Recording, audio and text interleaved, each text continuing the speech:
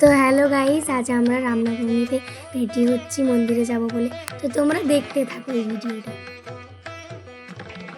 এখানে আমি রেডি হয়ে কি কানের পরবো খুঁজে পাচ্ছিলাম না। আমার বোন এই কানেরটা বেছে দিল, যেটা আমি এখনই পরছিলাম।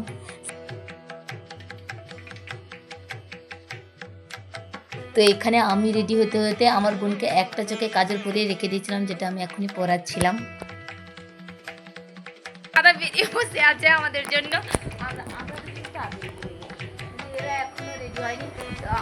একটা জিনিস চুড়িটাই পরা বাকি, যেগুলো পরে আছি। এই দাদাকে দেখতে পাচ্ছি, মা, আমি আর আমার বোন একই শাড়ি পরেছি, তিনজন মিলে। আমি এই চুড়িটা সিলেক্ট করেছি, আমার বোন দুজন, এটা দুটা ছিল।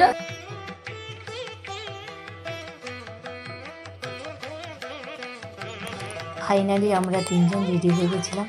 তারপর হেঁটে হেঁটে আমাদের বাড়ির সামনেই ধরো মন্দিরটা ছিল, সেখানে গেলাম, পুজো দিলাম। এসে আমার দুটা বোন রিলস করতে স্টার্ট করে দিয়েছিল।